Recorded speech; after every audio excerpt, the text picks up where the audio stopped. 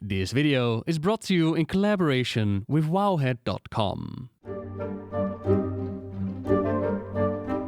Hello everyone! This video comes out of a bit of a random discussion that we had during stream, but I do think that it's an interesting question to consider, especially when looking at the World Soul Saga and the true plans of the Titans.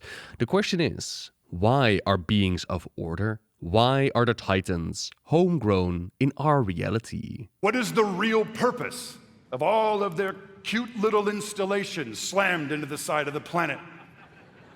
Do we know everything we need to know about their real intentions for our world?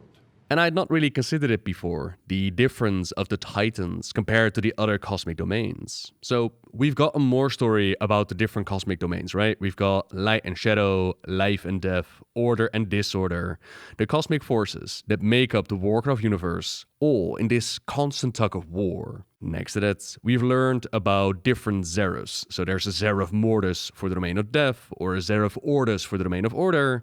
We've also met the Pantheon of death, similar to the Titans, but connected to the Shadowlands. That's where they're created. That's where they come from. That is where they can be replaced.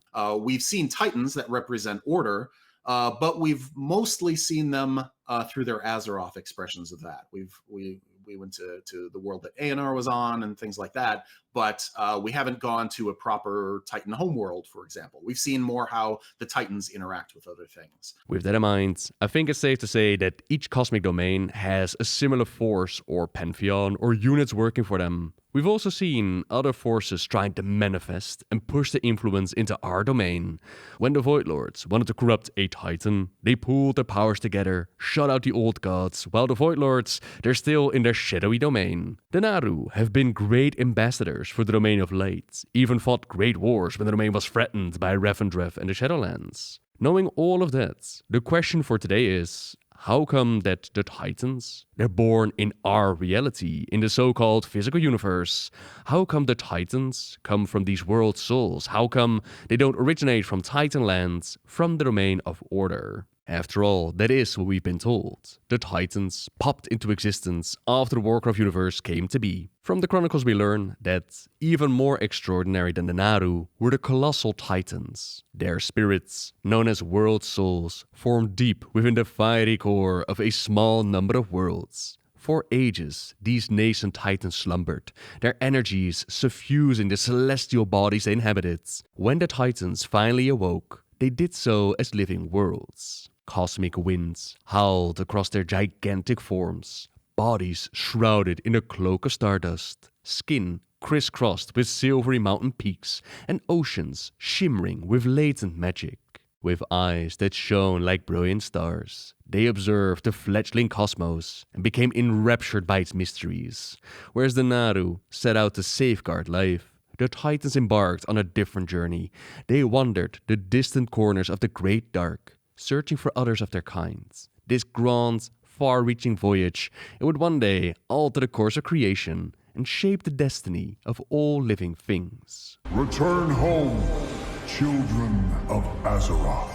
No one knows when or why the first Titan awoke, but legend holds that his name was Aman'Thul.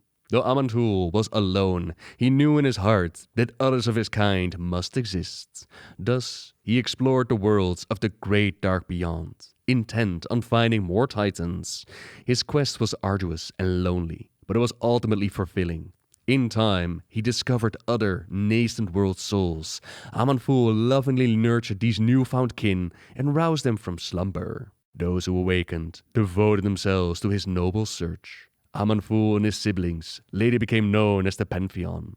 They were benevolent by nature, creatures aligned with order and stability. The Pantheon possessed a natural affinity to the latent magic in the universe. Fully aware of their incredible power, they bound themselves to a code of temperance toward the civilizations they encountered, even those of the unruly elemental spirits. The Titans of the Pantheon came to realize that order was crucial to finding others of their kind. On each world they encountered, they employed techniques to ascertain whether a world's soul was present. The Pantheon would first pacify the world's raging elemental populations. Then they would reshape the world, forming great mountains, venomous seas, and roiling skies. Lastly, the Titans would seed myriad life forms across the newly ordered world. In doing so, the Pantheon hoped to call forth the world's soul and help it bring to maturity. Most of the time, however, the worlds visited by the Titans proved inert. The Pantheon vowed to maintain and protect all of these worlds, even those that did not contain a slumbering spirit. To do so, they empowered primitive life forms to uphold the integrity of their ordered worlds. The Pantheon also aimed colossal machines in the surface of the worlds that they shaped. Through these devices, the Titans could monitor their worlds and purge them of life should their evolutionary path succumb to disorder. It is in the universe's best interest to re-originate this planet should my analysis find systemic corruption. To aid the Pantheon, Aman'Thul called upon a mysterious race known as the Constellar. These celestial beings observed the many worlds ordered by the Titans, staying vigilant for any sign of instability. When it was necessary, the Constellar could initiate a fail-safe procedure to scour life from a world, in the hopes of resetting its evolutionary process. Over the ages, the Pantheon discovered fewer and fewer world souls, yet they remained undaunted.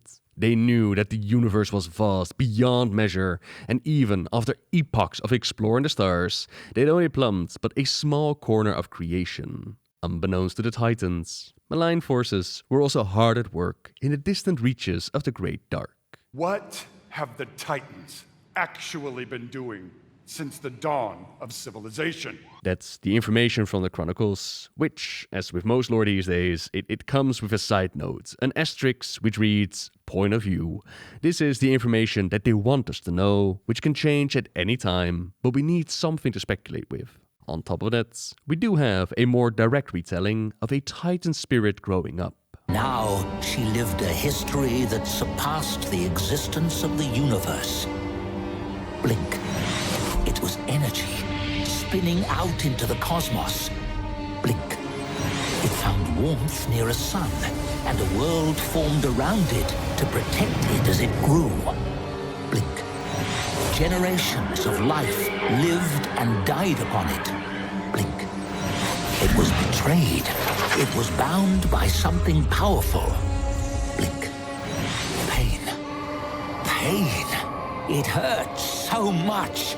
Its only solace lay within its dream. Blink. They enslaved worlds. They burned worlds. They used its strength to revive their fallen souls. It hurt so much. Blink. They found another. It was much more powerful. They wanted to claim it too. Then they would be unstoppable. Blink. It screamed into the cosmos for help. 2 children answered the call. 2 bright lights.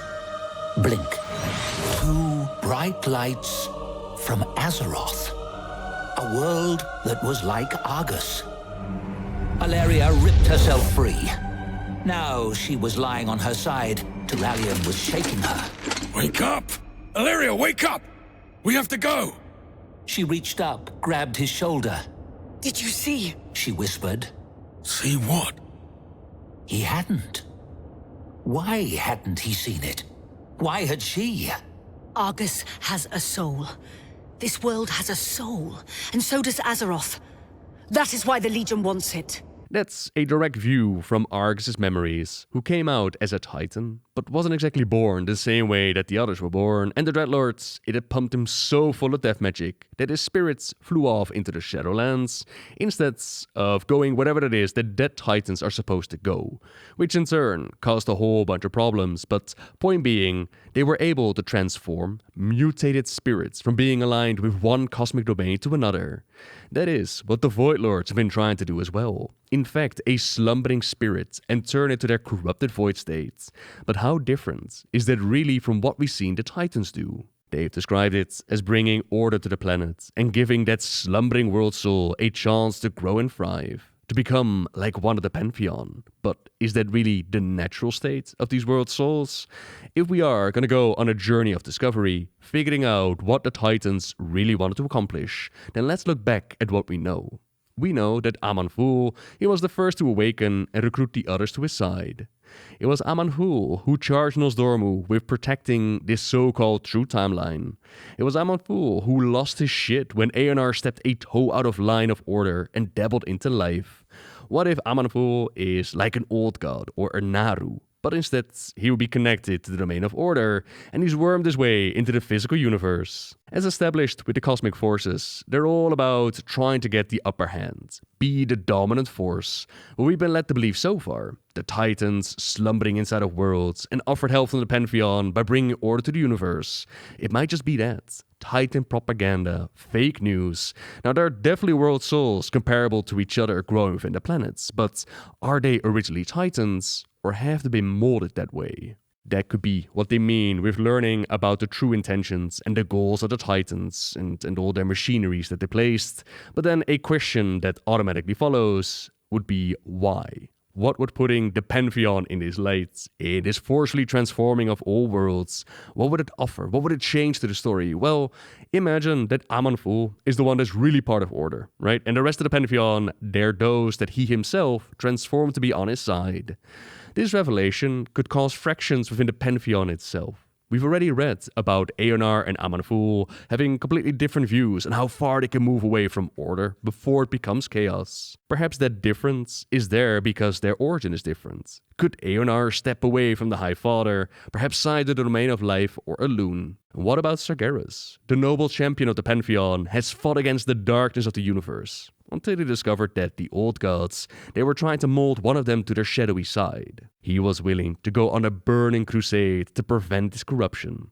How would he react to the knowledge that the Pantheon itself, that they're no better, that they've been trying to enforce their own way of life? And what about Azeroth herself? She has been ordered for millennia now. What state is she in? Did the infection of the old gods play a role in her formation? What about the imbalance of the elemental spirits? How would an original Azeroth look like? What kind of connection do world souls have to the forming of the Warcraft universe? Something that made the jailer very interested in her lifeblood, in her soul. All to claim the power slumbering within your world.